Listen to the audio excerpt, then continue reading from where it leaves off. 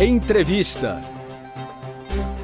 A estabilidade no emprego impede a demissão por justa causa e é assegurada por lei em determinadas situações. Para você ficar por dentro desse assunto, acompanhe agora a entrevista que a repórter Renata Gorga fez com o juiz Rodolfo Pamplona, da 32ª Vara do Trabalho de Salvador, na Bahia.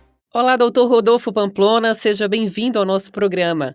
Olá, Renata, é um prazer estar aqui à disposição do Tribunal Superior do Trabalho, nesse trabalho maravilhoso que vocês fazem de conscientização e de divulgação dos direitos trabalhistas. Nós agradecemos a sua participação e eu já começo pedindo que o senhor cite, por gentileza, algumas situações em que o trabalhador tem direito à estabilidade no emprego. E isso nós vemos, inicialmente, na CLT, com a modalidade de garantia de emprego, do membro da CIPA, do dirigente da CIPA. Esta garantia de emprego ganhou um status de estabilidade na Constituição de 88, mais precisamente no ato das disposições condicionais transitórias. Lá mesmo foi criada a estabilidade da gestante. E no texto da Constituição, no artigo 8º, inciso 8, nós temos uma previsão específica de estabilidade do dirigente sindical. Posteriormente à Constituição de 88, a Lei de Benefícios da Previdência Social, a Lei 8.213 de 91, criou a estabilidade do acidentado do trabalho, que é no artigo 118. E nós temos outras modalidades tópicas específicas de estabilidade que não têm um alcance tão grande. Hoje, no sistema, as modalidades mais comuns e que têm uma aplicabilidade no meu dia a dia como juiz do trabalho são essas: a do dirigente sindical, previsto na Constituição, a da gestante e do dirigente da CIPA, previsto no ato das disposições constitucionais transitórias da Constituição de 88, e do acidentado do trabalho, que é da Lei 8.213. Tem outras? Tem. Algumas específicas, muito limitadas a hipóteses, e outras, às vezes, mais amplas quanto à ocorrência, mas não necessariamente na abrangência. Por quê? Porque, por exemplo, uma norma coletiva, um acordo coletivo, uma convenção coletiva pode criar uma modalidade de estabilidade ou de garantia de emprego que vai ser aplicável. E eu dou um exemplo que eu vejo na condição de juiz em várias categorias. Algumas categorias têm, por exemplo, uma estabilidade do aposentando, que é o trabalhador que está perto de adquirir o direito à estabilidade. Esse é um direito genérico? Não. É um direito para determinadas categorias, porque foi objeto de negociação. O senhor falou sobre acidente de trabalho.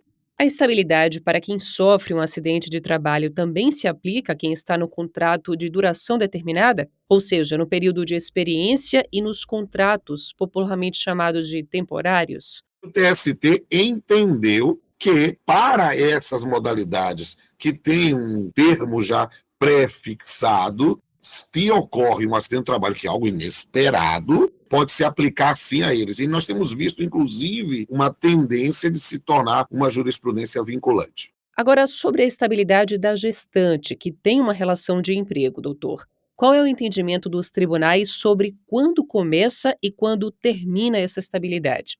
A estabilidade da gestante, ela é desde a confirmação da gravidez até 5 meses após o parto. A confirmação da gravidez é literalmente do fato da gravidez. Pouco importa, às vezes, até que se a gestante saiba que está grávida. Por quê? Porque a proteção é destinada ao nascituro. É destinado a este bebê que vai vir a nascer, e não necessariamente a mãe, a gestante, a parturiente, a posteriori. O que pode ensejar uma política bastante razoável de, quando se dá um aviso prévio a uma empregada, já dizer olha, caso a senhora esteja grávida, desconsidere isso. E talvez recomendar-se que um exame de gravidez seja parte do pacote dos exames demissionais. Ela não é obrigada a fazer. Ninguém é obrigado a revelar o seu estado de gravidez. Mas essa é uma circunstância que a noção de boa-fé pode ser levada em consideração. Agora, doutor, um funcionário que tem direito à estabilidade pode ser demitido em alguma situação? Alguém que é portador de uma estabilidade, ele não pode ser despedido sem justa causa. E, no caso especificamente do dirigente sindical e do antiga estabilidade decenal, essa justa causa tem de ser apurada previamente na Justiça do Trabalho por um procedimento especial chamado Inquérito Judicial para Apuração de Falta Grave, que está previsto a partir do artigo 853 da CLT. E a respeito dos acordos de demissão, chamados distratos, que ocorrem quando o empregado e o empregador concordam com o fim do contrato.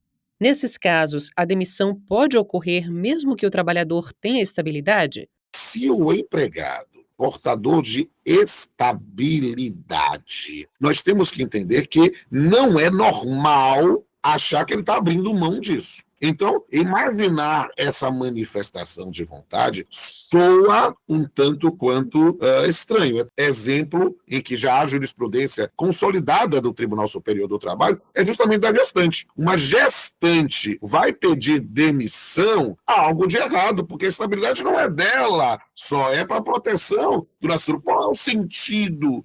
Vai ser de comum acordo. Não, para admitir essa manifestação de vontade, né, de forma idônea, tem se exigido, tal qual no antigo decenal, uma homologação, uma chancela do sindicato, para verificar justamente se não há algum vício de consentimento nessas circunstâncias.